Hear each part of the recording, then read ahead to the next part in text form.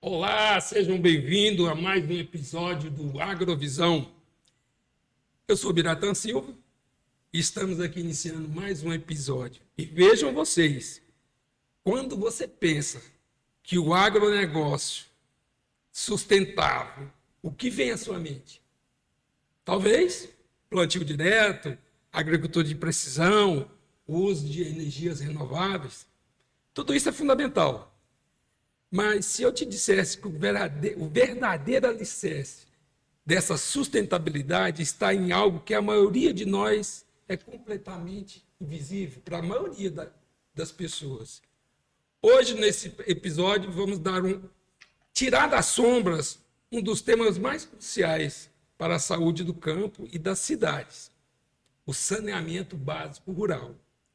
É um assunto que impacta diretamente a saúde das famílias que vivem e trabalham na terra e a qualidade dos alimentos que chegam à nossa mesa e a preservação do meio ambiente.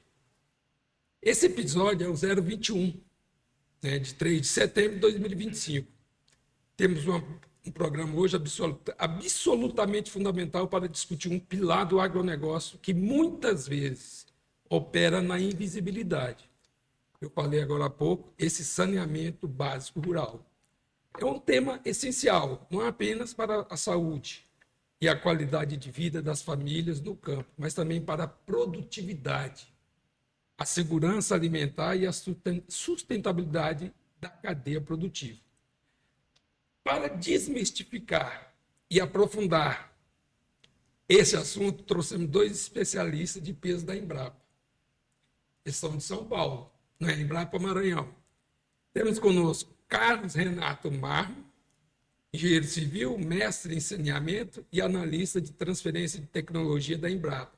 E o Wilson Tadeu Lopes da Silva, pesquisador da Embrapa Instrumentação. Eu gostaria que, primeiramente, o Wilson se qualificasse, porque eu gosto muito que o próprio entrevistado diz o que é. Quem é o Wilson?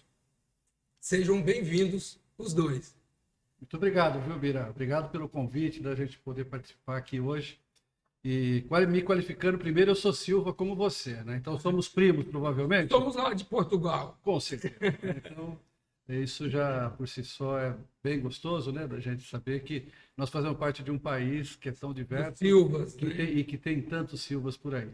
Mas eu sou profissional, sou químico, formado pela Universidade de São Paulo e já atuei como professor universitário na Universidade Federal de Uberlândia e desde do ano 2002 eu ingressei na Embrapa e atuo como pesquisador, principalmente trabalhando com esses aspectos de química de solos, química de águas, aprendendo química de águas. Eu enveredei pelo saneamento básico e na época havia um pesquisador chamado Antônio Novaes, que trabalhava com saneamento básico, ele estava se aposentando e eu colei nele, aprendi e desde então nunca mais deixei de trabalhar com esse tema que é, no mínimo, apaixonante. É engraçado a gente falar de esgoto, que parece algo tão estranho, mas para todos que trabalham com esse tema gostam muito, porque a gente sabe que pode melhorar a qualidade de vida das pessoas. É isso. É aquilo que a gente falou agora há pouco, né?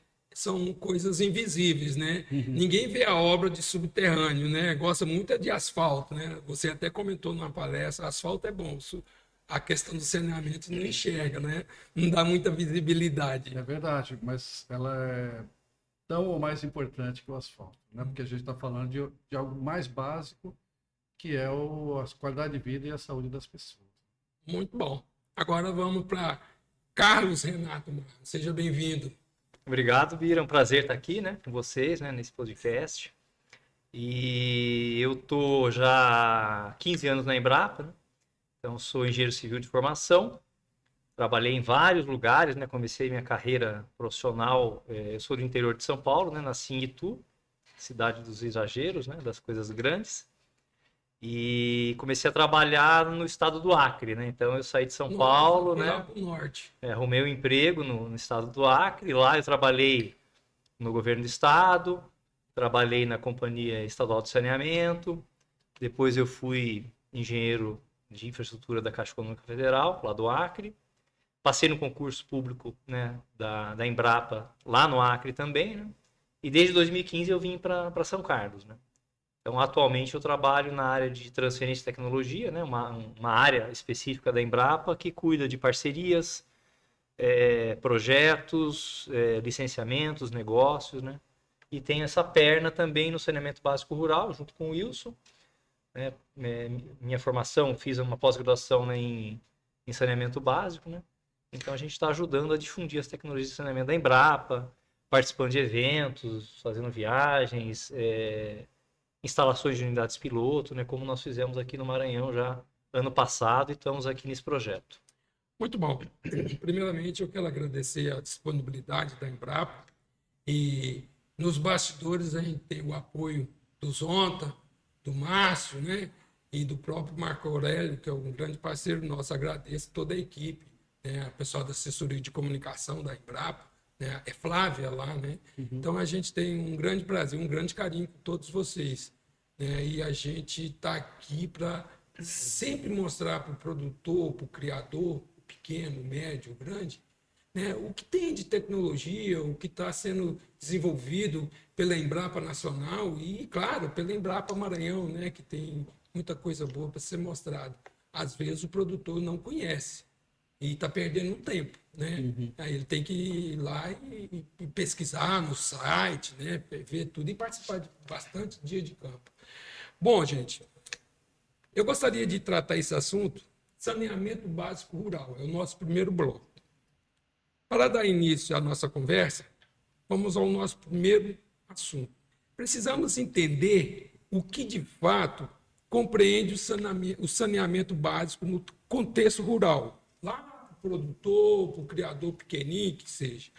Frequentemente, associamos o tema apenas a grandes obras, mas ele vai muito além disso, né? Especialmente quando falamos do campo com as suas particularidades e desafios. Um país continental como o nosso e tem vários biomas, né? Várias bacias hidrográficas, né? Vamos começar do zero, para que a nossa audiência possa ter uma visão completa do cenário. Wilson, o que compreende o saneamento básico? Pois bem, o saneamento básico ele é um conjunto de ações que são realizadas para evitar que as pessoas se contaminem pelos seus resíduos, de uma maneira geral. Então, o saneamento básico engloba 4 grandes vertentes. Primeiro, é a questão de água de qualidade, água potável, ou seja, toda a parte de oferecer uma água, porque a água, primeiro, a água ela pode transmitir uma série de doenças. Uma água de má qualidade, ela é um perigo, né? A gente pode pegar desde diarreias, verminoses, outros tipos de doença, hepatite, que a gente pode pegar por água contaminada. Até, né, às vezes na praia, a praia está contaminada também, a gente pode pegar rotavírus, né, que dá aquela diarreia também, bastante brava. Então, o saneamento ele trabalha justamente com ações para evitar isso. Então, a gente trata, no aspecto da água, a gente trata a água para que ela se torne potável, livre de doenças.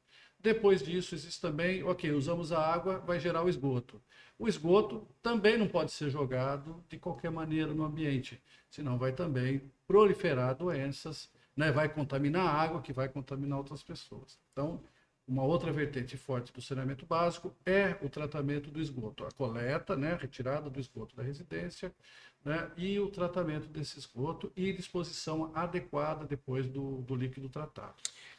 Eu gostei, se o senhor me permite, eu gostei de uma fala sua na palestra que o senhor estava ontem, que você falou assim, uma água límpida como essa não significa que ela é a água sem contaminantes, né? Absolutamente. É isso, né? Eu gostei muito dessa sua, né? Para quem estiver olhando aqui, muita gente às vezes conversa comigo e fala assim, olha, seu Wilson, o senhor está falando aqui sobre tratamento de água, mas na minha casa não precisa porque minha água é transparente, e mostra um copo transparente como esse. Mas quando a gente está falando de água contaminada, às vezes nós estamos falando de contaminação por micro-organismos que a gente não consegue ver olho nu. Eles estão aqui, vão transmitir doença, mas a gente não consegue perceber. Então, o saneamento básico ele também tem esse aspecto até de sensibilização para que as pessoas compreendam, né, esse problema. E só para fechar a questão dos aspectos do saneamento básico, existem outras 2 grandes vertentes, que são a questão dos resíduos sólidos, né, que é o lixo, resíduo sólido urbano, Então, o que fazer com esse lixo, como dispor de maneira adequada, os aspectos de reciclagem, inclusive. E, finalmente, o último grande aspecto que compreende o saneamento básico no Brasil é a questão da drenagem. Porque a drenagem é a água da chuva, né? Para onde ela vai, como você faz para ela ir, inclusive, ela também pode trazer alguns problemas de cunho ambiental e também de saúde. Então, no Brasil, se compreende essas 4 grandes vertentes: água, esgoto, resíduos sólidos e drenagem urbana ou drenagem também rural. E aí você falou um aspecto, você falou, tá aí o rural. A gente pensa tanto em grandes obras, que, nossa, a estação de tratamento grande, aquelas redes enormes de esgoto. Só que quando a gente está falando do rural, para quem mora sozinho, está numa casa, né, isolada, não dá para chegar a uma rede de água, uma rede de esgoto, muitas vezes, porque é muito caro, muito dispendioso. Então, a gente tem que pensar em sistemas menores, cada residência tem um sistema de tratamento de água, cada residência tem um sistema de tratamento de esgoto, que é o que nós chamamos sistemas descentralizados ou unifamiliares. Então, tudo isso está no BOJ. Então, no saneamento rural, a gente pode ter até em aglomerados, né, como, por exemplo, um distrito, você pode até ter um sistema centralizado de tratamento de água e de esgoto, como ocorre na cidade, ou você pode até ter sistemas absolutamente isolados, né, onde cada família vai fazer o seu tratamento da água e do esgoto. Então, tudo isso envolve o saneamento, tanto urbano quanto rural. Muito bom. Eu vou fazer uma pergunta para o Carlos Renato, e se couber a resposta de uma outra pergunta que eu quero fazer, por gentileza, vocês podem complementar. Tá bom. Né? Quais os principais diferenças entre saneamento básico na cidade e no campo? Eu posso já jogar outra aqui em cima. Sim, claro. O governo federal, em 2023, criou uma política nacional de agricultura urbana e periurbana. E depois, em 2024, foi o programa, foi investido na agricultura urbana e periurbana. Eu falo, essa questão está inserida, né, nessa diferença e pode ser abordada a agricultura urbana, porque ele fala o seguinte: a política de agricultura urbana e periurbana, eu posso criar pequenos animais, posso ter plantio de pequenas áreas, né, e ali dentro de uma área urbana ou periurbana. Isso também se encaixa nesse trabalho, nesse programa de saneamento básico rural, ou ainda não está inserido, ou isso é uma outra vertente? Bom, o que acontece nas cidades, né? O Wilson, né, adiantou um pouquinho. Você tem bairros, né, casas uma do lado da outra, e que necessitam de abastecimento de água. Então, na cidade, geralmente você tem um manancial que abastece o município na área urbana, seja um rio ou uma represa, né? E em alguns casos, algumas regiões do país são poços subterrâneos. Então, por exemplo, na região de Ribeirão Preto, do interior de São Paulo, e entrando um pouco em outros estados, a gente tem um aquífero, um dos maiores aquíferos da América Latina, que é o aquífero Guarani. Então, aquela região, predominantemente, ela capta água subterrânea para ser distribuída. Tem cidades que captam água de represas, como a cidade de São Paulo, e outras cidades captam água de rio. Que é o nosso caso, que é do Rio Itapecuru. Exato. Então, numa configuração urbana, você tem a captação de água no seu manancial, o tratamento e a distribuição.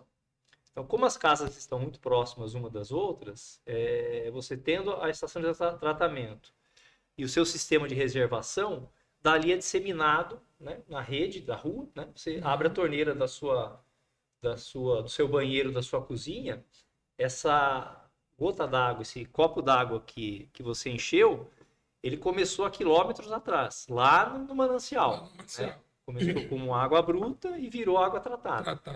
Depois que você utiliza essa água na residência, ela vai para a rede de esgoto, né? Essa é a situação ideal, e é coletada casa a casa, vai juntando o esgoto de cada casa, que será encaminhado por uma rede e vai chegar na estação de tratamento de esgoto, que vai ser tratado e devolvido no rio. Chama estação elevatória. A estação elevatória é quando você tem uma região da cidade que o esgoto vai por gravidade até um ponto mais baixo e você precisa elevar esse esgoto para um ponto mais alto ou mandar para a estação. Então, No nosso caso aqui tem umas 4, acho que é por causa do nível do mar, nível, né? que aqui é plano, né? A estação elevatória é uma estação de bombeamento de esgoto, né? Que vai para uma outra, alimenta uma outra rede de esgoto mais alta ou já vai direto para a estação. Então, na cidade, é tudo junto, né? Uma casa junta da outra, né? Então, você distribui água de uma forma muito mais fácil. No campo, né? A configuração mais normal são casas isoladas, né? Então, cada um no campo acaba tendo o seu próprio poço, né? Sua própria fonte E de a sua água fossa, e o seu sistema de tratamento de esgoto, né? Que é o nosso trabalho, né? Que a gente vai detalhar depois de como tratar o esgoto, como melhorar a qualidade da água que é consumida. Então, essa seria uma grande diferença, né? Na cidade, a pessoa, por exemplo, ela mora em Belém e ela se muda aqui para São Luís, ela compra um terreno e constrói uma casa, ela faz a ligação de água e de esgoto na Caema e acabou. Ela paga a tarifa e, né, geralmente ela não sabe nem de onde vem a água e e nem nem para onde vai o o esgoto. dejeto. Na residência rural, não, né? Você tem que ir atrás da sua fonte, né? E você tem que fazer o manejo do seu esgoto que é gerado na sua casa. Se você fizer de forma inadequada, você vai estar se contaminando, né? Eu gostei muito dessa preocupação de falei, como é que vai ser a manutenção, né, periódica dessa captação de esgoto, né? Eu gostei disso daí. Isso é interessante chamar a atenção. Exato, né? Numa situação doméstica, o morador, uma doméstica rural, o morador ele é a Caema, ele é tudo, né? Ele é o operador do sistema, ele é quem dá manutenção, né? Então, aí vai a responsabilidade muito grande, né? essa seria a grande diferença. Muito bom. E com relação a essa questão de periurbano... Periurbano e urbano... sim, tem tudo a ver, porque assim, o sistema da Embrapa, eles podem ser utilizados em áreas periurbanas desde que não tenha rede coletora. E desde que o terreno também seja relativamente grande, porque a gente vai detalhar mais para frente, porque além do tratamento, a gente também apregoa a questão do reuso agrícola do líquido tratado. Aproveitamento, né? Aproveitamento. Então, e para isso precisa uma área um pouco maior. Mas sim, inclusive nós estamos exatamente nesse momento fechando uma parceria com o Ministério do Desenvolvimento Social, justamente para promover um protocolo, né, um estudo de caso lá no estado de Santa Catarina, justamente para transformar todo o conhecimento que a gente tem para a agricultura, para esse fluente tratado, para a agricultura periurbana e também a questão de saúde e qualidade de vida pelo tratamento dos dejetos que foram gerados em pequenas áreas rurais ali próximos de Florianópolis. Então, sim. E é uma cidade igual São Luís, né? É ilha também. Então, ela é característica idêntica das nossas. É muito parecida, né? Diferente só o clima, né? Clima, lá é um pouquinho mais frio, né? É. Mas é isso, então sim, possível. Tá, muito bom. Eu vou continuar com o Carlos Renato. Qual a situação atual do saneamento na área rural brasileira? E claro que o senhor pode complementar sobre o aspecto da qualidade da água e efluentes. Posso falar do total e depois ir para o rural? Pode, né? fica à vontade. Então, assim, no Brasil, nós temos mais ou menos 80% da população atendida com abastecimento de água. Então, é um número próximo da universalização, que é uma das metas do novo marco legal do saneamento, né? Universalizar a água no Brasil. Quando a gente fala universalizar, Renato, explica para o nosso ouvinte, nosso internauta, o que é a universalização do uso da água? Garantir que toda residência brasileira, todo cidadão brasileiro tem acesso à água de qualidade, né, para suas funções básicas, né? Seja na área rural, seja na área urbana, seja para indústria, para comércio, para indígena, quilombola, desde uma região amazônica que com alta incidência de chuva, com grande disponibilidade hídrica, ao sertão nordestino. Então, essa que é a proposta de universalização. Hoje, então, a gente tem 80% mais ou menos, né, de acesso à água, 50% de acesso à coleta de esgoto, quer dizer, nem a maioria, né, nem todo esgoto que é gerado, nas residências que receberam água, ele é coletado. E 40% de tratamento. Quer dizer, nós 80, 50, 40. nós temos aí o tratamento para cada 10 litros, né, de esgoto que é Só gerado, quatro. só 4 é tratado. 6 vai para o rio, vai para o Ou fica a céu aberto, fica a céu aberto, vai para a vala, vai para o solo, vai para, né? vai para o pé, vai para o Essa corpo. é a situação geral, né? Na zona rural, são estatísticas difíceis de se obterem, porque na situação urbana você tem as companhias de saneamento que fornecem informações ao governo federal. Na área rural, depende de pesquisa por amostra de domicílio, o PNAD. E o PNAD nos dá, né, alguns índices, né, que em torno de 40% a 50% das residências tem algum tipo de tratamento, né, de água. Menos que isso tem tratamento de esgoto, né, com fossa ou outros sistemas, mas eles não avançam, como na área urbana, né, eles não avançam no tipo de tratamento, se o sistema está adequado ou não, né? Na área urbana é mais evidente, né? As companhias, elas são auditadas, elas são monitoradas, né?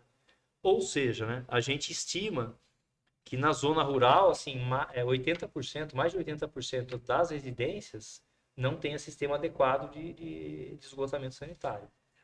Ou seja, Renato, é uma situação pior que a zona urbana. e tem uma coisa que é agravante. Muitas das vezes, né, Renato e Wilson, você pode ir lá na minha propriedade e falar assim, ô, Bira, vamos implantar aqui um sistema de captação, de saneamento básico aqui na sua propriedade. Mas só que aí não tem a continuidade, né? Aquilo dali foi só para implantar, foi para inglês ver, porque eu não me predisponho como usuário de fazer manutenção, né? De fazer, então acaba o quê?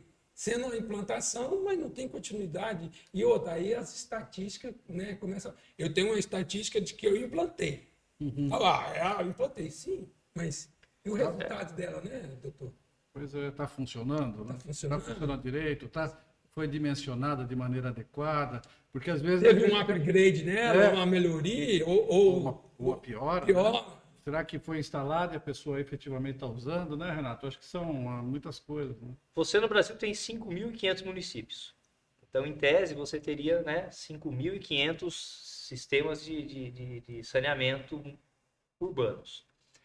Nós temos mais ou menos 30 milhões de pessoas na área rural, né? Vamos dividir por 5 para facilitar a conta, seriam 6 milhões de domicílios rurais no Brasil, de todo tipo, do grande no Mato Grosso ao pequeno no interior. Então, você teria 6 milhões de situações rurais diferentes, né? Algumas com sistemas prontos e adequados, outras sem sistemas, outras com sistemas subdimensionados, mal operados. Então, Copiados, porque tem de tinha tudo, alguém, né? Tem do ótimo ao péssimo, né? Então, é uma situação complicada. E quando se faz essa questão de pesquisa por amostragem de domicílio, existe uma diferença entre aquilo que a gente chama de fossa séptica, que é um sistema construído, tem engenharia, tem jeito de fazer, tem norma, toda uma metodologia, né? Obedece técnica construtiva, né? Daquilo que a gente chama de fossa rudimentar, que é o buracão cavado no chão. E muita gente cava a fossa, essa fossa rudimentar, cava o buraco e coloca uma tampa de concreto em cima. Então, aí vai o recenseador, chega lá na casa e pergunta para a pessoa, você tem televisão? Tenho televisão. O senhor tem carro? Tenho um carro. O senhor tem fossa séptica? Opa, vem né? ver. Vem ver, até mostra lá, mas nem a pessoa sabe direito o que é uma fossa séptica e nem quem está perguntando sabe. Se a dimensão Então, dela- quer dizer, a gente tem essa dúvida, né? Se esses números, até que ponto eles são verdadeiros. Então, doutor, perdão, Renato, né? Wilson. O Wilson e Renato, o que carece de tudo isso aí são informações verídicas, né? Então, você que é pesquisador, que está fazendo monografia, TCC, está saindo, isso é um grande tema para você depois ser até um gestor de um programa ou no seu município ou no seu estado, né? Que aí já começa a ter informações realmente verídicas, né? Com metodologia de pesquisa. Vamos lá. Eu já fiz a pergunta aqui para continuar com o Caio. Quais as principais dificuldades para implantar o saneamento básico rural, na área rural? Qual a maior dificuldade? O custo, inicialmente, né? Porque se numa rua, num quarteirão, você tem 30 casas com terrenos de 10 metros de frente. Então, você tem 300 metros num quarteirão grande, você tem 30 residências, né? 30 residências na área rural, elas vão estar todas espalhadas. Então, quer dizer, inicialmente o custo per capita tende a ser maior, né, para você fazer a instalação de sistemas de saneamento rural. Porque depende de um diagnóstico inicial, depende de investimento, seja da prefeitura, do governo do estado, de uma companhia. Organismos Enfim, internacionais. alguém vai ter que pagar essa conta, né? As dificuldades logísticas, né, de distâncias, dificuldades logísticas de topografias diferentes, climas, tecnologias que às vezes, né, são mal empregadas, profissionais para fazer esse trabalho de coleta de informações, de diagnóstico, de prescrever a melhor tecnologia e, né, principalmente também em locais que têm sistemas implantados, de fazer a gestão. Porque a gestão urbana, em tese, ela é mais fácil do que a gestão rural. É por isso que as companhias de saneamento, sejam autarquias municipais, companhias estaduais ou privadas, elas não querem ir para o rural, porque é muito mais oneroso você pegar um carro e ficar rodando aí em ramais, em estradas de terra, para atender 1, 2, 3, 4, né? E às vezes tem locais aí na Amazônia que você tem que chegar de barco, né? E olha aí, lá. né? E aí, se tem avião, né? Bom, doutor Wilson, não me chame de doutor. Em função do tamanho e da diversidade do Brasil, quais as principais diferenças para implantar sistema de saneamento básico nas diferentes regiões? Acabou pegando um gancho aí do Renato, né? Então. Diagnóstico, né? Só fazer um esclarecimento, assim, claro, eu sou doutor, sou formado, né? Fiz um doutorado, mas eu acho que a gente não precisa, eu acho que é muito formalismo, tá bem? Mas assim, então eu me sinto mais à vontade sendo tratado como Wilson. Só esse. De vez em quando eu escorrego aqui e falo, doutor. Mas, então, é o seguinte, com relação, a gente olhando o Brasil, vamos olhar o Brasil. O Brasil, você tem aquele rural tradicional do estado de São Paulo, Minas Gerais, que tem lá no Mato Grosso, né? Aquele agro de sequeiro que a gente chama, né? Então tem a residência rural, tem um espaço, tem lá a produção de bovino, de grãos, e o povo vai fazendo conforme aquilo que se fez. Mas essa é uma realidade.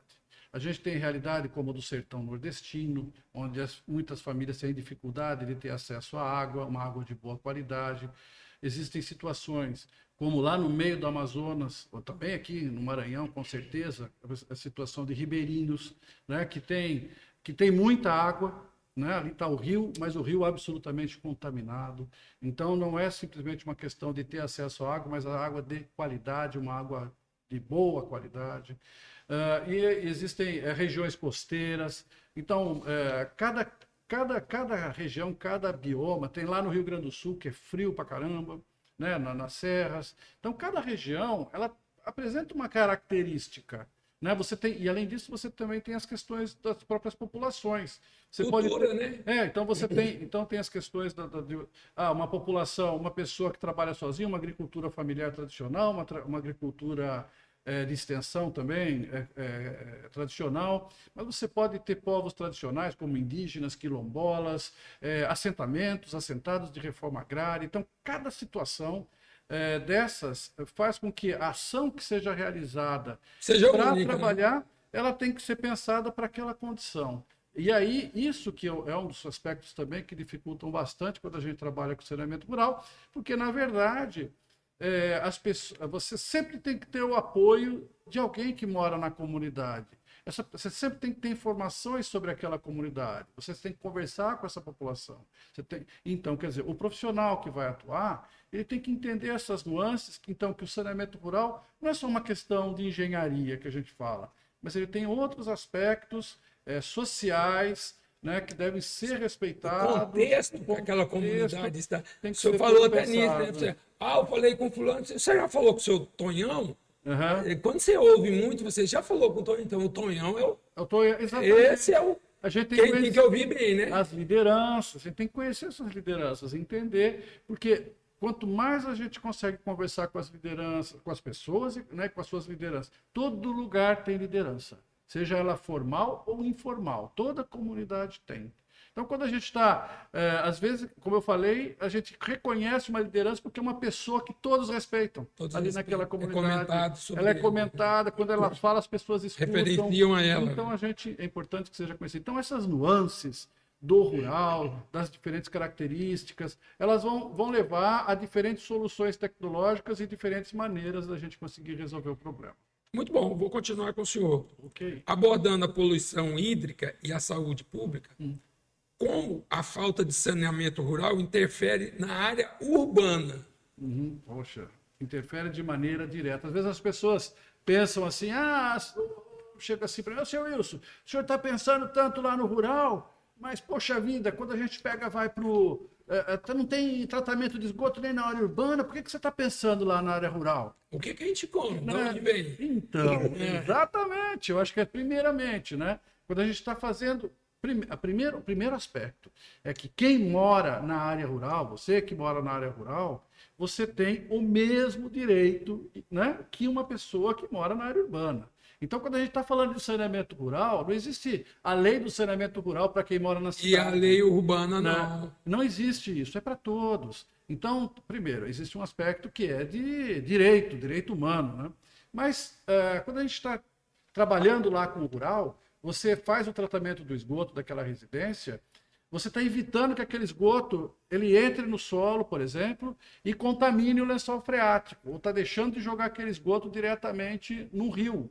Então, aquele esgoto que estava contaminando a água, seja ela subterrânea ou seja ela a superficial, essa água vai deixar de ficar contaminada e, portanto, quando chegar na cidade, é uma água que vai ser mais fácil de ser tratada. Você vai precisar de menos produto químico e vai ser um tratamento mais simples e mais adequado. E também tem um aspecto que você acabou de comentar, né? Da onde veio o nosso alimento? Nosso alimento vem daqui, de dentro da cidade? Ele Não, é processado aqui, né? o alimento ele vem das áreas rurais. E eles são muitas vezes irrigados com água de qualidade ruim. E aí você tem uma alface bonita que veio de lá, e às vezes ela está vindo contaminada porque foi irrigada com uma água de má qualidade. Então, fazer saneamento nas áreas rurais implica, sim, em saúde na área urbana. Então, todo mundo ganha. Muito bom. Vamos para o segundo bloco. Vamos lá. Tecnologias sociais. Muitas das soluções para o saneamento no campo não passam por grandes infraestruturas, mas sim por tecnologias sociais que são acessíveis. E eu agradeço muito as tecnologias da Embrapa que vocês estão divulgando. Adaptável e sustentável. A Embrapa tem um papel pioneiro nesse desenvolvimento. Nesse bloco, vamos explorar como a instituição tem se dedicado a criar e, principalmente, a levar essas inovações para quem mais precisa, o produtor rural, o agricultor que está lá na sua casinha fazendo um plantio. Wilson, quando a Embrapa começou a trabalhar com tecnologias para saneamento básico rural? Então, essa é uma história boa, porque ela se iniciou com um pesquisador que já falecido, o Antônio Pereira de Novaes. Ele era um veterinário especialista em sistemas de ruminantes. E ele, meio que pensando, né, ele conhecia muito bem o trato digestório do ruminante, que tem vários estômagos, né, que começa, né, pelo primeiro, que é o rumen. E ele pensou assim, falou, será que se eu montar um sistema de tratamento de esgoto que seja parecido, similar, né, com esses sistemas multicamerais, né, de um bovino, será que não funcionaria bem? E aí ele foi estudar um pouquinho e nessa ele resolveu, então, conseguiu construir, criar a fossa séptica biodigestora, que foi a primeira tecnologia desenvolvida pela Embrapa, lá no ano ela foi lançada no ano de 2001, já faz um tempo. E aí, a partir daí, de todo o conhecimento dele, ele também criou o clorador, que é um sisteminha muito simples para clorar água. E nessa época, então, que as coisas começaram a aparecer dentro da Embrapa com relação ao saneamento. Eu falo que quando a gente começou a trabalhar com saneamento na área rural, quando eu comecei lá em 2002, se a gente falasse, vamos fazer um congresso nacional de saneamento básico rural, a gente, olha, se chamasse todo mundo, talvez a gente lotasse um Fusca. Tá? Hoje, claro, hoje as coisas mudaram, felizmente, muita gente está discutindo o assunto. Então, mas foi lá atrás e em função do pesquisador. E aí depois eu dei continuidade quando ele aposentou. Isso é bom. Carlos Renato, quais foram as primeiras tecnologias desenvolvidas? Descrevendo os protótipos e a pesquisa. Nessa ordem, né, começando em 2000, foi a fossa séptica biodigestora, né, que é a tecnologia para tratar o esgoto, né, na área rural, uma residência rural, do vaso sanitário. Na sequência foi o clorador Embrapa, que é uma tecnologia que acho que depois a gente vai detalhá-las, né, provavelmente. Né? Fique à vontade. Então, é uma tecnologia para aplicar cloro na água que é bombeada do poço para residência. E ao se tratar na fossa o esgoto do vaso sanitário, os demais tipos de esgoto que são gerados na casa, chuveiro, pia, tanque, né? Lavanderia, né? Então, teria que ir para uma outra forma de tratamento. Outro duto, né? Outra tecnologia, que foi no caso do jardim filtrante, que veio em 2011, se não me engano, né? 2011. Uma começou em 2012, caminhou... Uma em 2001, né? 2001 a fossa, né? O clorador foi 2002 também. E depois, na sequência, o jardim filtrante, né? Que foram as que a gente desenvolveu e divulga, difunde, né? Mas existem outras, né? A gente também desenvolveu muito a questão do reuso do efluente tratado, né? A gente vai até comentar um pouco mais para frente, mas também a gente lançou um aplicativo para correto manejo do biofertilizante que é gerado pela fossa biodigestora, que a gente chama de agroefluente. E existem outras tecnologias, como a que foi criada no mesmo princípio do jardim filtrante, que é de áreas alagadas construídas, que é o que a gente chama de jardim aquícola, que é uma tecnologia para a gente aproveitar, tratar e reaproveitar a água de tanque de produção de peixe. Então existem... Muita gente utiliza, né? Pode estar utilizando incorretamente, mas utiliza, né? Pois é, então a gente sempre tem esse olhar, né? Do saneamento integrado à produção e de alguma maneira que aquele líquido que foi tratado, que ele também seja reaproveitado e que se reverta economicamente para quem adota. Essa também é uma coisa muito importante. Muito bom, o senhor vai continuar. Pois não. Qual a estratégia utilizada para fazer essas tecnologias chegarem ao produtor rural? E especialmente ao agricultor pequeno. Eu chamo familiar, mas é o agricultorzinho pequenininho. Sim. Quais são as estratégias? São várias, hein? Uma coisa que eu sempre digo é o seguinte, né? Eu sou formado na academia, né? Eu sou químico de formação, o Renato é engenheiro. Então não dá para a gente chegar numa comunidade e chegar e falar que, olha, nós temos um sistema biodigestor anaeróbio de fermentação composto por micro-organismos que degradam a celulose, a proteína em aminoácidos. Não adianta chegar num negócio desses, né? Então a gente pega... existe um primeiro aspecto que a gente sempre teve muito cuidado, inclusive não somente nós, mas toda a equipe da Embrapa tem muito cuidado, que é a questão da linguagem. Então, se a gente quer transferir, quer falar de algum assunto que a gente julga que seja importante, então a gente tem que falar numa linguagem que seja acessível para quem nos estiver escutando. Eu gosto muito de um programa de vocês, que é aquele da televisão, Dia de Campo e tal. Então, ali passa realmente a linguagem que ele deve ouvir, né? Mas esse é o primeiro ponto. Mas não é o único. Acho que a gente a gente tem que estreitar as questões da comunicação, lembrando que comunicação é um caminho de dois lados, né? Então tem duas direções. A gente tem que falar, mas também tem que saber escutar.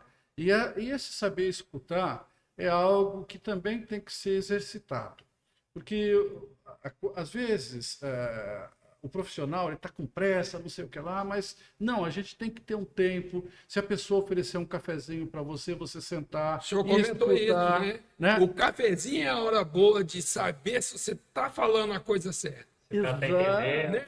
O senhor falou isso. Vai lá na cozinha, vem aqui tomar um cafezinho, vou. Exatamente. Vou sentar e vai ser um papo gostoso, porque é lá que a gente vai conhecer as pessoas e lá também é que a gente vai conseguir ter confiança. Confiança, Porque né? eu acho que é outro aspecto também muito importante quando a gente trabalha com saneamento rural. E aí, quando a gente vai fazer a instalação, falar, ok, vamos fazer aqui, vai haver a instalação, vamos fazer um trabalho com saneamento rural, com essa comunidade.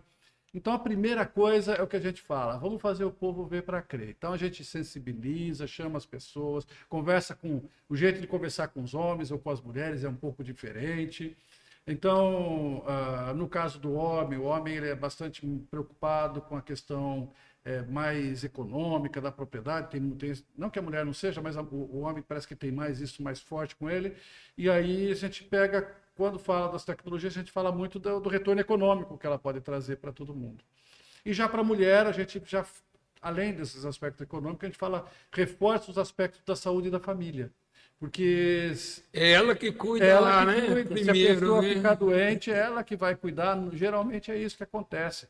Então, quando a gente pega fala da saúde da família também, isso também tem um apelo muito grande. Então, tem essa sensibilização, tem a construção coletiva dos sistemas, todo mundo vai lá, participa, cava buraco, né, serra, cano, cola, pá, deixa o negócio funcionando.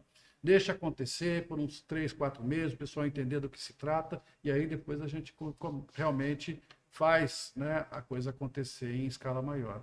Isso quando a gente faz um trabalho com a comunidade, mas a gente também tem comunicação, né? mas a gente também tem comunicação em larga escala, feita no YouTube, nós temos diversos vídeos Os programas no de YouTube. rádio também são excelentes para então, você. Os prosa, né? Prosa Rural. rural, claro.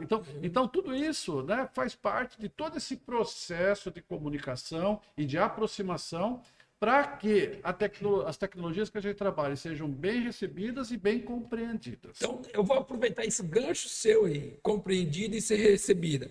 E a receptividade dos agricultores muda muito de região para região?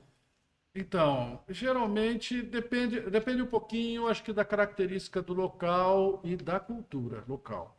Porque geralmente é muito bem recebido, muito bem. Mas às vezes você pode ter condições onde as pessoas elas estão tão acostumadas a defecar a céu aberto ou tão acostumadas a colocar o seu esgoto numa fossa que falam assim, eu não sei se isso daqui é importante para mim. Então, quer dizer, a falta de saneamento, para mim, isso não é problema. Então, para essas pessoas, a gente tem que fazer um trabalho A mais abordagem forte, é diferente, tem que né? fazer um trabalho mais forte de sensibilização. Eu tenho uma situação pessoal, né, que eu acho que eu posso relatar aqui, que tem a ver com algo que tem a ver com saneamento básico e que eu uso muitas vezes, né, nas minhas falas, porque o meu avô, que eu não conhecia, meu avô materno, ele faleceu com 32 anos. Novo. Quando ele faleceu, a minha mãe, ele faleceu de febre tifoide. Ele foi pescar, bebeu uma água lá de um brejo contaminada, pegou uma diarreia daquelas e morreu, tá? Ele tinha 32 anos de idade. A minha avó a minha mãe, ela tinha 9 anos de idade, que era a filha mais velha, e a minha tia, a minha tia mais nova, a tia Tere, na época ela tinha 3 dias. Então é uma situação que quando a gente fala, às vezes as pessoas falam, não, isso daqui não me faz falta, mas ela faz. E ela é um risco. Acho que a gente não pode pegar, se o meu avô tivesse um pouco mais de conhecimento, cuidado, talvez ele tivesse vivido, né? Tivesse uma orientação prévia. Provavelmente ele teria vivido muitos anos a mais. A vida da minha mãe, a vida da família, da minha avó não teria sido tão sofrida. Então realmente, a gente tem que pensar. Então, a gente, às vezes você que está achando que saneamento básico não faz falta na sua vida, pensa que ele pode fazer falta sim. Não só hoje, como às vezes também fez no passado e você não notou. Às vezes a gente pega e fala assim, eu tive irmão que faleceu, com morreu. 2 anos de idade porque não vingou. Não é verdade. Às vezes realmente passou por uma situação similar. Então é isso. Então o jeito de trabalhar com as pessoas que são mais reticentes, né, em adotar sistema de saneamento, a gente tem que ser um pouco mais cuidadoso, cauteloso, como falar. A última sobre tecnologias sociais. Carlos Renato, como a Embrapa disponibiliza essas tecnologias que vocês estão difundindo, uma delas, que são consideradas tecnologias sociais? A Embrapa, ela é uma empresa de pesquisa, uma empresa de pesquisa e desenvolvimento. Então, a nossa missão é viabilizar soluções, né, para o agro brasileiro, e de forma que essas soluções se tornem políticas públicas, né, a serem implantadas pelo Poder Executivo, né, e dar subsídios também para o Poder Legislativo, fazer leis, fazer normas, enfim. Então a Embrapa ela não instala, né, isso é uma pergunta importante, porque a gente é muito procurado, né, em certas situações, né, eu gostaria que a Embrapa instalasse sistemas de saneamento aqui no meu município ou aqui para um produtor rural. A gente não faz esse trabalho. A gente desenvolveu as tecnologias e difunde através de vários mecanismos. Então, por exemplo, né, os materiais das tecnologias sociais de saneamento básico rural e de outras tecnologias que a Embrapa desenvolve, elas estão todas disponíveis em sites, no site da Embrapa, de forma gratuita para fazer download. Na forma de cartilhas, manuais, vídeos, então tem boletins técnicos para quem é mais da área de pesquisa. No caso do saneamento, a gente tem cartilhas voltadas para o público infantil, a gente tem manuais de montagem de sistemas, né? Nós lançamos em 2023 um curso online, né? Um curso pela internet, gratuito. 3 módulos. Isso, de tecnologia de saneamento básico rural, onde a gente discorre com bastante tempo, né, sobre as tecnologias. A gente tem convidados externos, né, de vários setores, né, da teia social nossa, Ministério Público, universidades, ONGs, terceiro setor, depoimentos de agricultores. Então, esse curso, o interessado ele pode entrar no site da Embrapa, numa área chamada E-Campo. Eu sou aluno do E-Campo. Você é aluno, né? Já fez diploma, já fez o nosso, já, né? Muito, eu tenho uns 50 cursos lá daquele. Então, são cursos que eles fornecem diploma para quem cumprir, né, toda a carga horária. Então, isso é importante até para acadêmicos e pessoas que tenham interesse de compreender, né, como funcionam essas tecnologias. Temos vídeos no YouTube, temos um canal oficial da Embrapa no YouTube, temos canais oficiais da Embrapa no Instagram, no Facebook, no Flickr.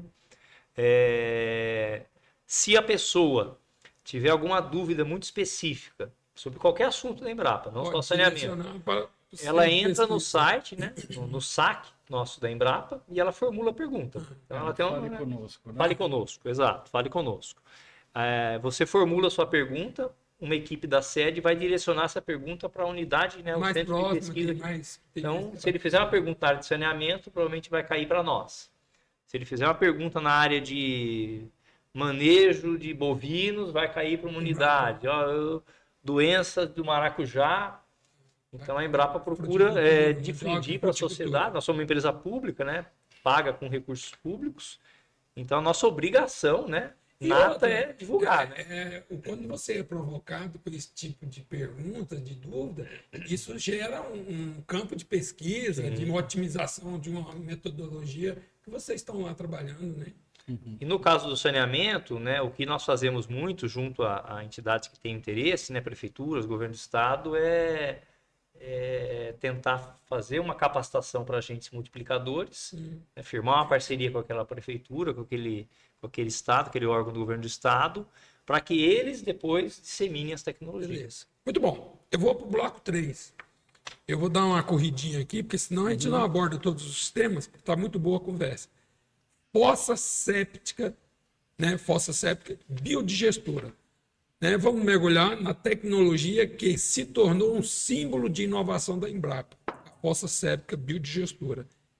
É um dos exemplos mais claros de como uma solução simples e eficaz pode fazer uma enorme diferença na vida das famílias do campo, transformando resíduo em recursos. Vamos entender como essa tecnologia funciona, quais seus benefícios e como ela pode ser implementada. Wilson, a fossa séptica biodigestora é a tecnologia mais difundida. Como foi a ideia de criação dessa tecnologia? Então, eu já tinha comentado, né, já tinha dado esse spoiler, que foi o Antônio Novaes, ele conhecia, né, a ideia de ruminantes, da microbiologia de ruminantes, e ele pensou então em sistemas, um sistema que fosse formado por várias câmaras. Então, como que é a fossa séptica biodigestora, né?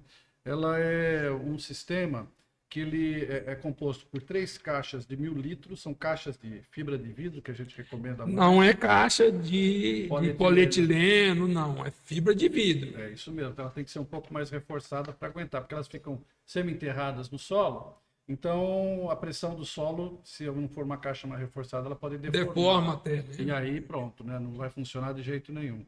Então são 3 caixas de 1.000 litros e essas caixas elas estão ligadas por meio de tubulação de esgoto e o líquido que entra em cada caixa, então imagina que tem uma, outra, sai de uma, sai na primeira, vai para a segunda, da segunda para a terceira caixa, né? Vai só por gravidade. E aí o líquido ele sempre entra por cima e é sugado por baixo. Então isso faz com que aumente a circulação de todo o material dentro do sistema e o que facilita, né, o transporte do líquido de uma caixa para outra conforme vai entrando esgoto novo lá na primeira caixa. E a ideia assim, do princípio é o que a gente chama de fermentação anaeróbia, onde você tem micro-organismos que são especializados, em que a gente fala que um sistema de tratamento como esse é uma grande fábrica de desmontagem. Então a gente parte de moléculas químicas bastante complexas, fibras, proteínas, e vai quebrando de fibra, vai para açúcar, de açúcar vai para ácidos orgânicos, de ácido orgânico para acetato, de acetato vai até chegar em metano. Proteínas também vai para aminoácidos, também vai para ácidos orgânicos, até chegar em CO2 e metano, basicamente. Então, é um processo que sai de coisa grande, vai para pequena, e existe para cada uma dessas etapas, existe um grupo de micro-organismos especializados. Então, é uma tecnologia, mas assim, a Embrapa que desenvolveu esses micro-organismos? Não, na verdade, esses micro-organismos, eles estão presentes na natureza. E de graça, que eles serem demandados. Exato, né? Então a gente faz para que esse sistema funcione melhor, a gente utiliza micro-organismos que vêm das fezes de um ruminante, principalmente bovino, né? Que é o que a gente mais recomenda, pode ser bubalino, caprino, ovino, mas esses micro-organismos, eu não sei se eu já estou adiantando aqui muito aqui. Eu acho que você está respondendo a 2, né? Então, Quais as características principais do modelo criado? Você falou a característica de quebrar, de fracionar. Isso, e aí esses micro-organismos, sabe da onde que a gente utiliza, da onde a gente arruma esses micro-organismos especializados? Nas fezes dos ruminantes. Então, eles aparecem porque o ruminante, né, um boi, uma cabra, se alimenta de capim e consegue se alimentar de capim justamente por causa de micro-organismos que estão presentes no rumen do animal que quebram a fibra que está lá no capim e transformam em açúcar. No caso, nós não temos esses micro-organismos. Então, quando a gente coloca eles lá na fossa biodigestora, esses micro-organismos vão cair lá, né, vão se misturar com as nossas fezes, nossa urina e falar, opa, peraí, isso daqui eu gosto.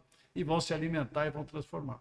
E uma outra característica do ponto de vista técnico é que ela é diferente dos tanques sépticos convencionais, porque um tanque séptico, geralmente o esgoto, assim, o líquido entra por cima e também sai por cima. Então, existe também uma sedimentação muito grande de material que vai ficando no fundo, armazenado. Os sólidos. Dos sólidos, né? E aí, periodicamente, tem que ir um caminhão limpa-fossa para retirar aquele sólido, porque senão vai estagnar, né, o sistema. E já na fossa biodigestora, pelo modelo construtivo dela, isso não existe. Tanto que existem sistemas que estão há mais de 20 anos funcionando de maneira ininterrupta e nunca foi necessário nenhum tipo de limpeza, lavagem com caminhão limpa-fossa. Bom, isso aí foi uma aula. Carlos, que tipo de condição é necessária, né, para implementar a fossa séptica biodigestora numa propriedade rural? É isso aí, detalhando quais são as exigências, né, de instalação. A principal exigência né, para instalar a fossa séptica biodigestora, que a Embrapa desenvolveu, é que o esgoto da residência esteja separado. Ou seja, o esgoto do vaso sanitário vai sair numa tubulação e os demais esgotos, pia, chuveiro, não pode ser misturado no esgoto do vaso. Então, o esgoto do vaso vai exclusivamente para a fossa séptica biodigestora e os demais esgotos vão para uma outra tecnologia, né, do jardim filtrante. Então, essa seria a condição elementar para que a pessoa que queira ter uma tecnologia de saneamento básico rural na sua residência adote a fossa séptica Isso da é Embrapa. difícil para ser adaptado, né? Porque geralmente tá ali, o banheiro é mais fácil pelo fundo você fazer uma tubulação exclusiva e não atrapalhar né, a da casa, né? Até uma questão, né, que muita gente questiona, porque as pessoas geralmente da área urbana falam, não dá para separar. Mas essa é uma realidade urbana, é muito diferente da rural. Exato. É muito diferente. Geralmente já está separado, né? E então assim não há nenhum tipo de dificuldade. O que às vezes você precisa fazer é adaptar alguma instalação hidráulica externa à residência, quebrar uma calçada, porque às vezes sai separado do vaso, mas na calçada perimetral à residência ele junta com o que vem do chuveiro e vai para o mesmo local, ou fluvial. Então você tem que fazer alguma adaptação. E a outra condição, né, que seria tão importante quanto a primeira, seria a disponibilidade das fezes bovinas frescas, porque a tecnologia da Embrapa, ela trata o esgoto do vaso sanitário, né, com aplicação mensal de uma mistura de 5 quilos de fezes bovinas frescas em 5 litros de água, que o Wilson comentou, né, porque tem as bactérias especializadas. Então, se a pessoa não tem as fezes bovinas, então já ficaria difícil de utilizar a tecnologia da Embrapa, porque ela foi desenvolvida, foi dimensionada e foi estudada nessas condições. Muito bom. Eu vou continuar com você, Carlos. Essa metodologia, né, essa tecnologia, ela pode ser adaptada em termos de tamanho e em função da característica local? Aí, isso aqui é interessante, porque eu vi vocês mostrando lá para áreas alagadas, por exemplo, né, teve até uma dúvida que o Wilson respondeu. E se pode complementar, né, sobre essa adaptação. Porque, de repente, assim, eu tenho a Baixada Maranhense, que é uma área como se fosse Mário Ribeirinha lá do Mato Grosso, o Pantanal. Tem muito... Certo período do ano é totalmente alagado. Outro é barro que, se você der uma tropeçada, você arranca a cabeça do dedão. Então, como é que funciona isso? E existem regiões aqui, por exemplo, que são influenciadas pela maré, que todo dia a água sobe e desce. Né? Eu chamo o bairro Coroadinho, recebe muito essa influência da maré, né? Bom, ela é uma tecnologia que na sua configuração padrão são 3 caixas d'água de fibra de vidro de 1.000 litros cada uma, que atende, né, uma residência de 1 a 5 pessoas. Então, se a pessoa tem uma pessoa, né, se a casa tem uma pessoa, 2, 3, 4 ou 5 na residência, utiliza-se a configuração padrão, 3 caixas de fibra de vidro de 1.000 litros cada uma. Se a residência tiver 7 pessoas na casa, né, 2 a mais, você utiliza ou uma caixa a mais ou você aumenta o tamanho, né, o volume das caixas, põe caixas de 1.500 litros. Então você pode adaptar, né, o volume das caixas em função da quantidade de pessoas, né, porque é até lógico, né, quanto mais pessoas tiver, o sistema ele tem que se ampliar naturalmente, né, para que você tenha condições biológicas, né, daquele esgoto ser tratado, né, por um determinado tempo, por uma determinada vazão, né, de entrada e de saída. E corretamente, né? Exato, né?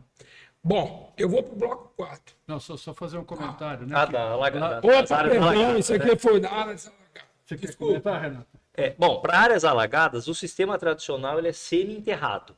Então, a fossa ela não fica escondida, enterrada, e ninguém vê. Ela fica, uma caixa que tem aí 80 centímetros de altura, ela vai ficar enterrada aí com 65, 70 centímetros. Então, ela vai ficar um pouquinho para fora.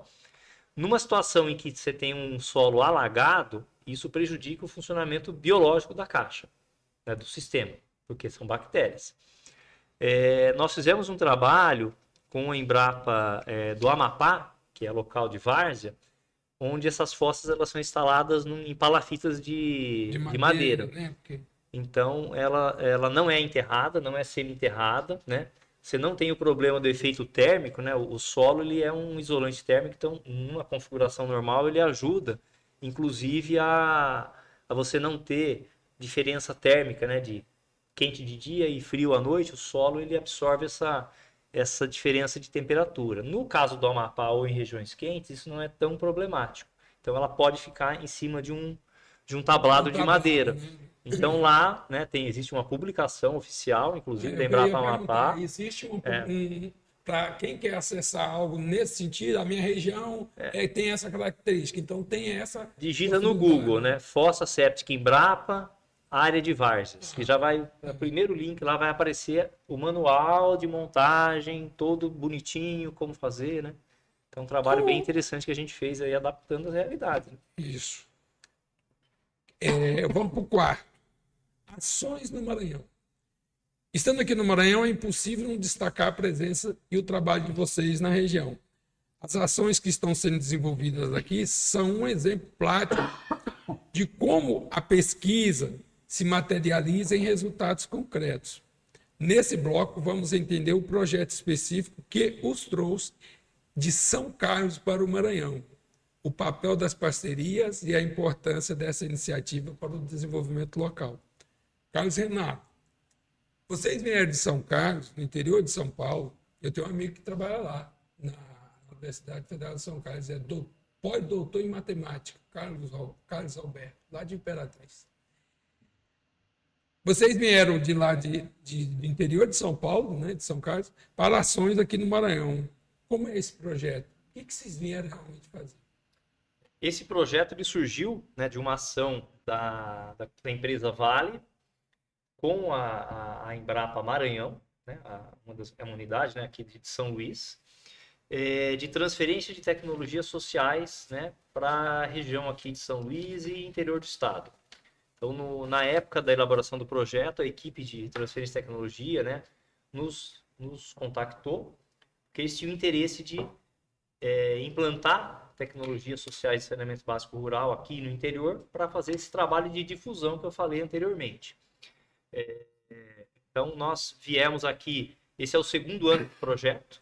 Ano passado a gente veio, montou uma unidade de referência, né, uma unidade piloto no Instituto de Formação, no bairro Maracanã. Maracanã, que é aqui é onde teve o dia de campo hoje. Isso. Então, se o interessado quiser conhecer a tecnologia, lá nós temos uma fossa séptica biodigestora e um clorador Embrapa montados, né, em funcionamento desde o ano passado.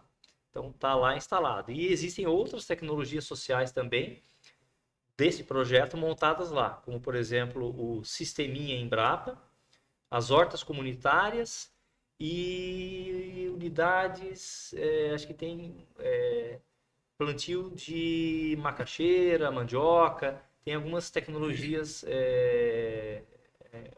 agrícolas lá montadas justamente para que você complemente esse conhecimento aí de tecnologias sociais de saneamento com outras tecnologias da Embrapa. Muito bom. Wilson, qual a importância da parceria com a Embrapa Maranhão? Quando vocês... Sim, né? E vocês estão com a realidade diferente, né? Da que vocês estão lá. Eu acho que assim, essa daqui é a famosa parceria ganha-ganha, né? Porque a gente tem o conhecimento do saneamento básico, das tecnologias, de como elas funcionam, aonde elas funcionam, como a gente pode adaptá-las para as diferentes realidades, mas a gente não tem o conhecimento local. Esse conhecimento local aqui, no caso aqui na região do Maranhão, é a Embrapa Maranhão, onde você tem profissionais que estão trabalhando e são conhecedores das realidades locais. Então, a gente aprende muito. Então, quando a gente vem para cá, a gente aprende muito, porque a gente conhece as pessoas, conhece a realidade local, se depara com situações que às vezes são diferentes daquelas que a gente está acostumado a ver.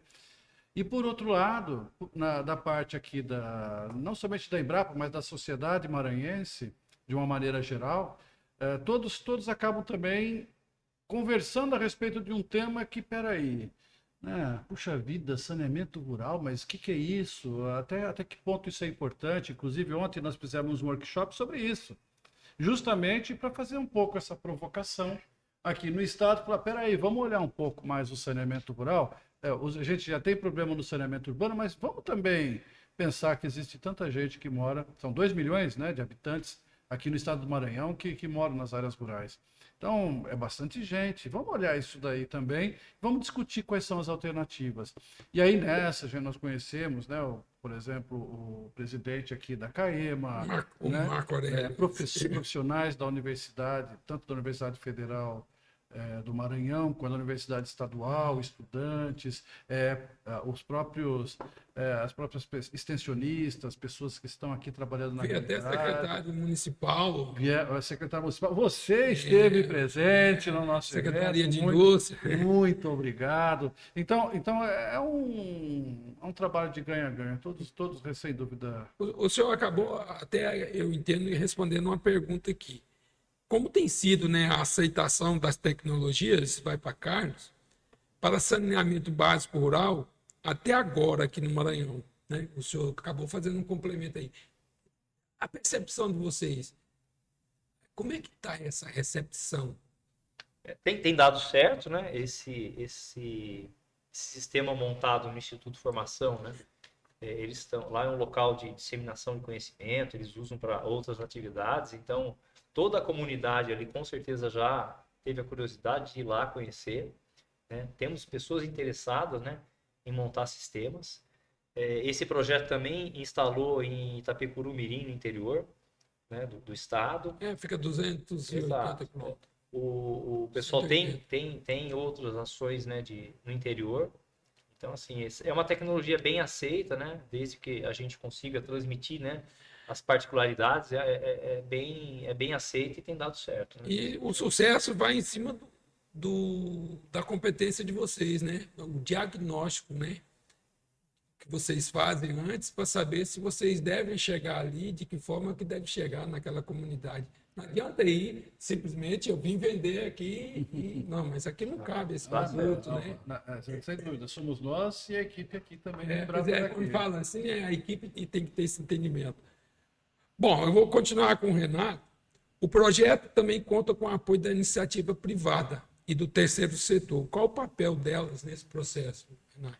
A Vale, né, está financiando esse projeto, né, de disseminação de conhecimento, mas assim, só a Vale e a Embrapa não conseguiriam ampliar, né, essas ações sem a ajuda do Instituto de Formação, né, que é uma entidade aí que tem trabalhado muito aqui no interior, né, e na capital também.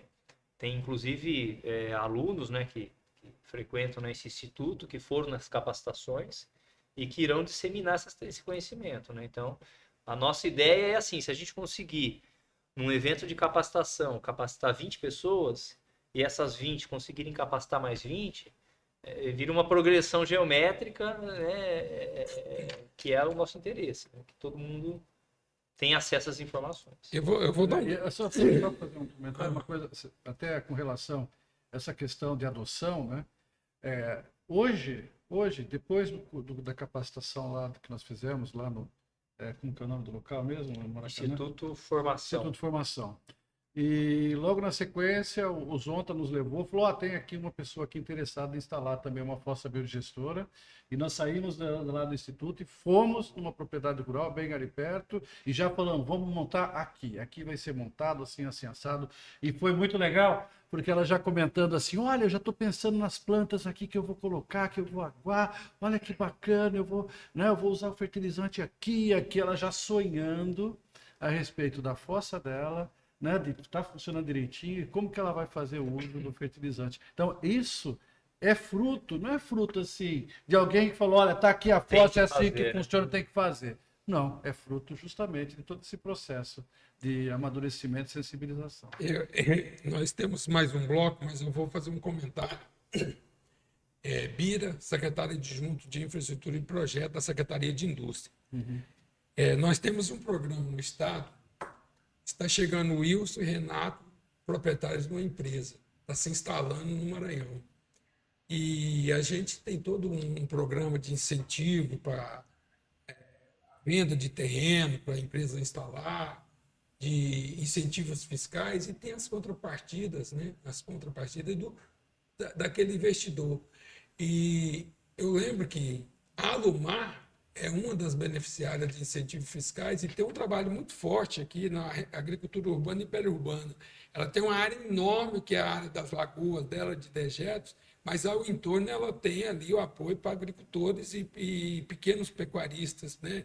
E a Vale também. A Vale tem um programa que eu recebi esse programa, um site que depois eu posso passar para vocês, chamado Rede Tema. É uma rede de desenvolvimento. São os 27 municípios, 26 municípios por onde as ferrovias da Vale passam. E ela tem uns projetos sociais. Então, isso tudo é onde você vê. A Vale está lá em Arari, com um projeto piloto lá deles. Mas, então, as parcerias são muito fortes. E tem que acontecer dessa forma. Porque aí você vai disseminando devagarzinho, mas aí vem eu vou dar testemunho. Ó, está acontecendo aqui. Nós temos 5 mesorregiões, temos 12 bacias hidrográficas, 10 maranhenses, 2 bacias que são interestaduais. Então você vê, então a gente mexe com muita coisa, né? A gente tem que dar valor, né? E tem mesmo. Né? Você olhar, conhecer. A gente não consegue olhar para frente se não conseguir conhecer a si mesmo. Então, é fundamental. E aí, de novo, né, a questão de parceria é fundamental, porque se cada um faz, se a gente consegue criar um time, que a gente fala, um time genial, né, onde você tem o Renato, que é o especialista em saneamento, né, o Márcio, que é especialista em comunicação, né, o Bira, que é especialista também em comunicação, mas também em inovação e negócios. O outro que é especializado em saúde pública. E junta tudo isso daqui para você fazer um projeto, cada um vai fazer aquilo que sabe, um pouquinho do projeto, e o resultado vai ser excelente. Quando a gente chega nessa situação, é até engraçado, porque quantas vezes eu não recebi assim, pessoas comunicando comigo, falando assim: Wilson, nossa, o trabalho que você fez, nossa, que coisa maravilhosa. Deu um resultado. Se não fosse aqui. você. E aí eu falo assim: não, o que eu fiz foi tão pequeno, eu fui tão pequenininho naquilo, você fez isso. Não, mas aquilo para mim foi tranquilo, nossa, aquilo não é nada para mim. Esse é o projeto, essa é o melhor tipo de parceria. Eu tenho uma última aqui, eu vou fazê-la. Pode ser qualquer um de vocês. O que ainda está previsto para ser feito nesse projeto no Maranhão? Pode falar 3? Só precisaria isso e isso. Bom, o que a gente pretende, né, assim, trabalhar nos próximos períodos aí do projeto? A gente pretende intensificar, né, essa instalação das unidades piloto, realizar mais ações de disseminação, né, principalmente das outras tecnologias que também estão prontas, né? Talvez ano que vem a gente fazer algum tipo de trabalho, né, ministrar algum curso específico de reuso. Então, ano passado, quando eu estive aqui, a gente conseguiu também fazer palestras no Instituto Federal do Maranhão e na Universidade Estadual do Maranhão. Amanhã estaremos na Universidade Estadual do Maranhão, né? Quem sabe ano que vem a gente consiga fazer, né, um curso específico de reuso, porque nós já fizemos. Na verdade, a gente já tem ele estruturado, né? Isso é interessante. E também uma das expectativas nossas é instalar jardim filtrante, né? Que é a outra tecnologia de saneamento que o Renato comentou, dentro dessa lógica de um saneamento completo. Muito bom. Vamos para o quinto e último bloco, universalização. Chegamos ao final, né? E a pergunta que fica é: como podemos expandir essas soluções? A universalização, que a gente chegou a comentar no bloco anterior, do saneamento no campo, é um desafio gigantesco, a gente sabe disso, mas essencial para o futuro do Brasil e do nosso estado aqui, o Maranhão. Vamos falar sobre o papel fundamental de diferentes atores. O senhor falou muito, Wilson, da mulher no campo, as políticas públicas, e discutiu o que ainda precisa ser feito para o saneamento básico rural deixe de ser invisível, subterrâneo, né? E torne-se uma realidade para todos.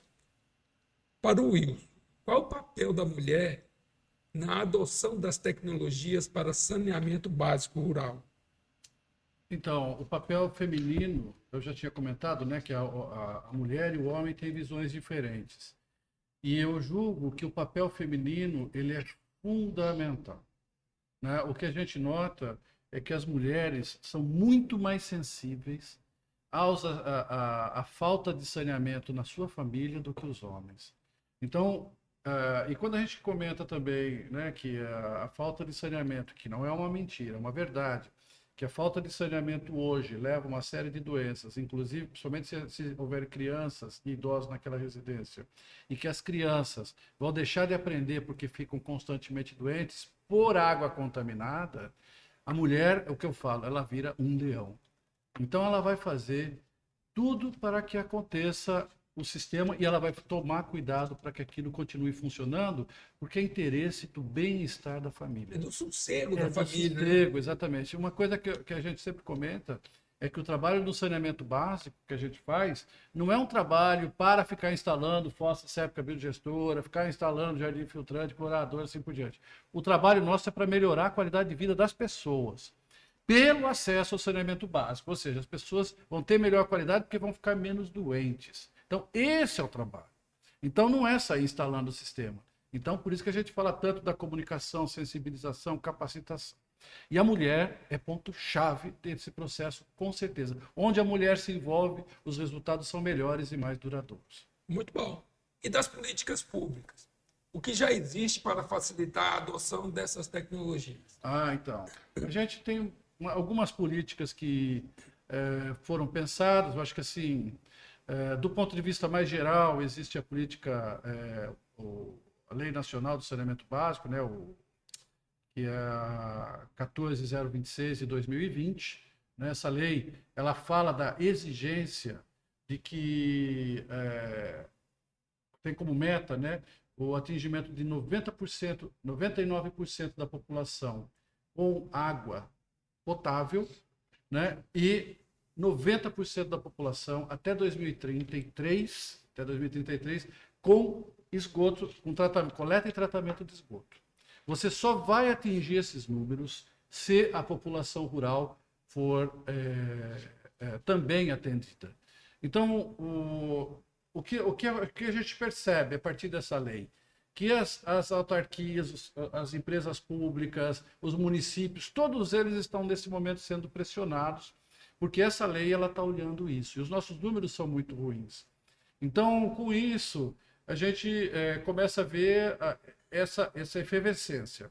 E existe também o que a gente chama de Programa Nacional de Saneamento Rural, que é um documento que foi elaborado a muitas mãos e foi coordenado pela FUNASA e também pela Universidade Federal de Minas Gerais, né, lá em Belo Horizonte. E aí, nesse programa também diz também um passo a passo de como fazer saneamento rural, desde os seus aspectos sociais, tecnológicos e também de gestão, porque também a gente não pode esquecer, né? Que não vocês tocaram muito isso. Se não houver gestão, não adianta implementar. Não adianta, porque depois o pessoal abandona, por mais que a gente sensibilize, aos poucos as pessoas têm até não dá resultado. Então, precisa de alguém, né? Precisa de uma instituição, né? Profissionais que fiquem ali constantemente não, né? Mas de uma maneira periódica, passando lá para ver se está funcionando direitinho. Eu gosto de divulgar muito uma questão de a gente tem que fazer a incubação. Se eu vou criar uma cooperativa, 2 anos eu vou dar um jeito de incubar essa cooperativa, com 1 ano e 6 meses, olha, daqui para frente o bastão é seu. Eu não sei gerenciar, então contrate um terceiro aí para gerenciar. Né? É incubar. É exatamente a mesma ideia. Se a gente não tiver um processo bem estruturado... Desculpa eu ter interrompido o seu raciocínio. Obrigado, você fez direitinho. Eu acho que contribuiu muito. Porque a gente também, dentro dos processos nossos que a gente faz, né, de capacitação, a gente sempre fala que pós-instalação tem que ter esse acompanhamento justamente para que a pessoa absorva e se adone ali, né? Eu sou dono disso daqui e eu sei como funciona. E eu sei. Se fizer funcionar, né? Beleza. E aí, existem também políticas locais, regionais. A FUNASA financia, inclusive, a FUNASA, nesse momento, ela está com o edital aberto para financiamento de sistemas para saneamento básico rural, urbano e rural, em todo o Brasil. Então, ela está com esse edital aberto para financiamento. Inclusive, uma coisa que é muito estranha, até a gente fica assustado, que muitas vezes a Funasa tem dificuldade de gastar todo o recurso que tem disponibilizado por falta de projetos, falta de bons projetos.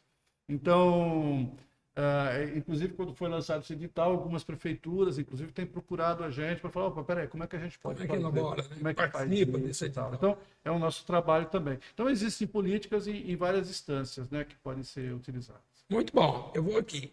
E o que ainda pode ser feito para facilitar as condições para o agricultor?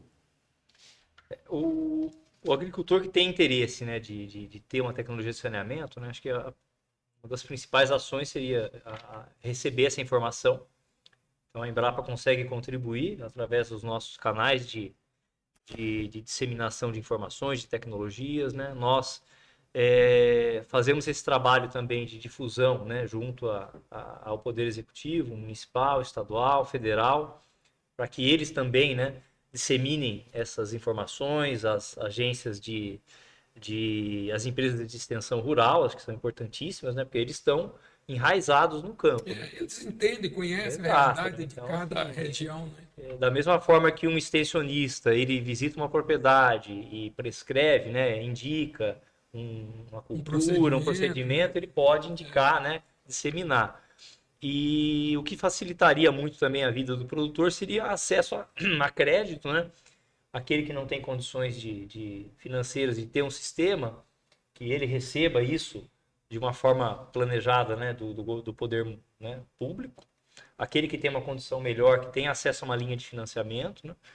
E aquele que tem condições financeiras e que deseja implantar essa tecnologia, por ele já conhecer, né, que seria um trabalho de comunicação que a gente vem fazendo, né, que ele instale da forma adequada, né, e o Poder Executivo pense num mecanismo de gestão, né, dessas tecnologias que forem instaladas, né, uma autogestão, como acontece Compartilhada. Uma gestão compartilhada, uma autogestão, né, com o poder terceirizada ou com casos, né, de sucesso aí como a gente tem no Ceará, no CISAR, né?